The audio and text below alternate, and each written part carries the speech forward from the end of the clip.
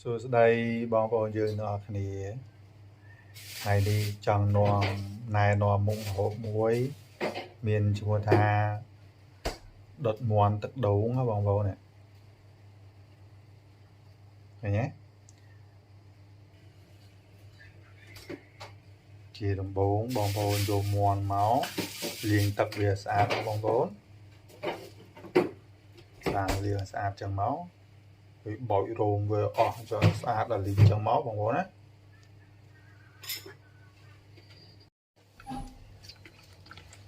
ឥឡូវយើងមើលបន្តទៀតណាបងប្អូនបន្ទាប់ពីលាងឲ្យស្អាត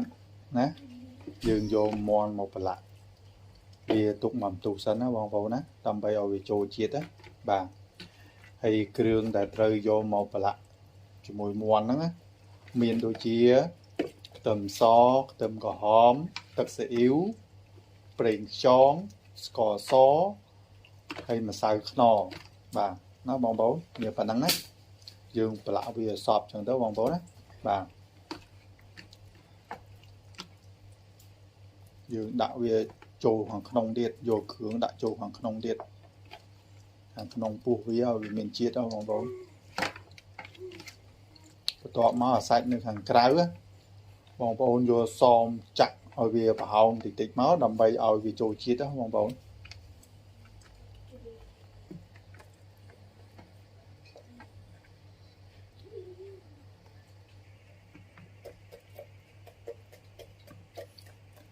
បងប្អូនចាក់វាចឹងមកបងប្អូនណា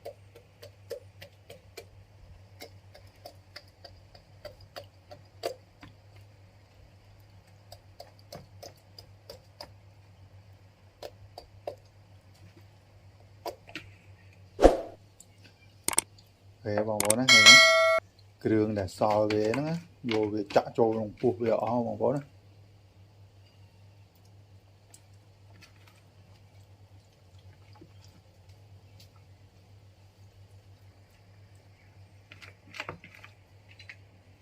ដល់បងប្អូនមើលបន្តទៀតណាក្រោយពីយើងប្រឡាក់គ្រឿងហើយ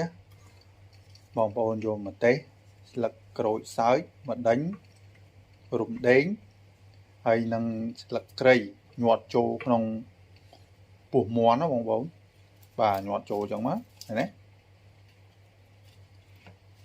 ញាត់ចូលចឹងរួចរាល់ហើយយើងទុកវាមកបន្ទុះមកឲ្យវាចូលជាតិហើយចាំយើងយកវាទៅដុតគ្នាយើងមើលណាឃើញមករៀបដុតហើយយើងក្រាលចក្រីវាពីក្រោមបាតចឹងទៅដើម្បីមកវាខ្លោចហើយតោះមកយើងដាក់ទឹកដូងបន្តិចហ្នឹងហើយណាដាក់ទឹកដូងតិចបានហើយហើយបងប្អូនលីខ្លាញ់ក៏បានលីអីក៏បានដែរណាលីចូលតិចទៅបាទដាក់តិចទេដើម្បីកុំឲ្យវាខ្លោចណាហើយយើងអាសាមើលអាសាប្រែវាអស់ទឹកពេលណាវាអស់បងប្អូនថែមទៀតដើម្បីកុំឲ្យវាខ្លោច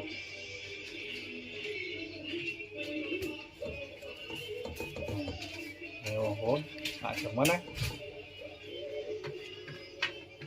អាសាមើល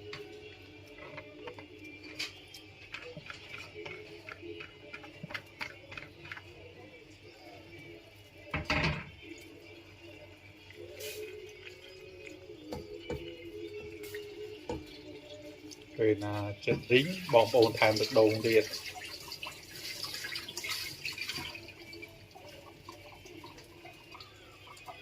រយៈពេលប្រហែលជាកន្លះម៉ោងអីឆ្អិនណាបងប្អូន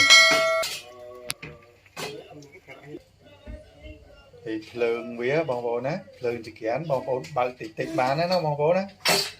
បាទបើកតិចបានហើយយើងកុំបខំវាបើកតិចចឹងមកណាបងប្អូនណាឃើញទេបងប្អូនណាមើលប្រែវាបងប្អូនឃើញទេយើងប្រែវាចឹងដើម្បីកុំឲ្យវាខ្លោចមកជាងបងប្អូនឲ្យវាស្អិនស្មើណាបងប្អូនឈ្ងុយបងប្អូនអូឈ្ងុយទៀតបានហូបហើយណាបងប្អូន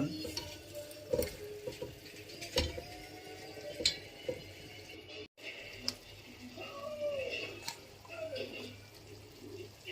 Đâu bong bóng mới nè hồi nó bong bóng cho nên nè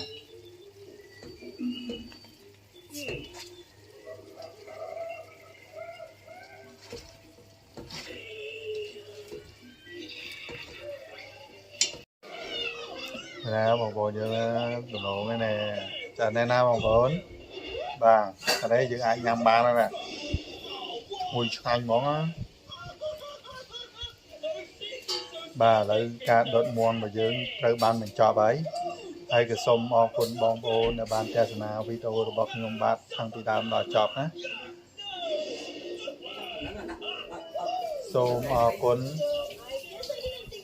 ហើយយើងជួបគ្នានៅវីដេអូក្រោយៗទៀតបាយបាយ